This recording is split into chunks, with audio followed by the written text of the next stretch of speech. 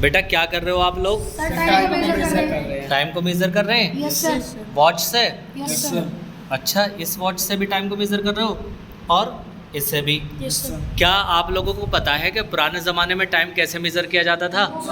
नहीं, देखना चाहोगे? Yes sir. ओके, तो देखिए पुराने ज़माने में टाइम मेज़र किया जाता था इससे, समझ गए? Yes sir. और ये क्या है? ये है बच्चों सैंड ग्लास, ठीक है, जिसे सैंड ग्लास टाइमर भी कह देते हैं। बात समझे?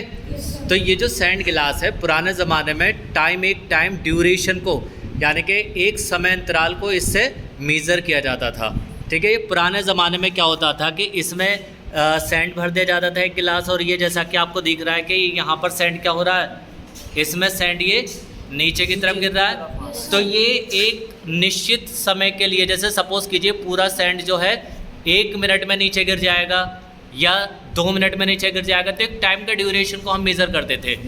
और इसके साथ साथ हमारे इंडियन एक राजा थे जिनका नाम था राजा जयसिंह, ठीक है, जो दिल्ली का जंतर मंतर का नाम सुना आपने?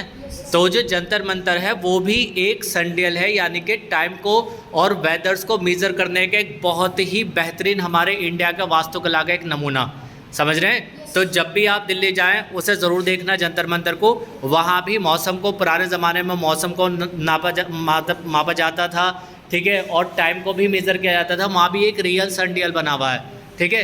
एक सन की परछाई से, मतलब हमने जैसे कोई स्टेप है उसे लगा लिया हमने, उससे सन की परछाई पड़ती थी अलग अलग डिग्री के एंगल पर, उससे हम टाइम का मेज़र करते थे। तो सनडियल से भी टाइम मेज़र होता है और इस सैंड गिलास से भी टाइम को मेज़र किया जाता है। समझ गए आप बात? कौन से राजा थे? राजा जयसिंह, ठीक है। Thank you very much.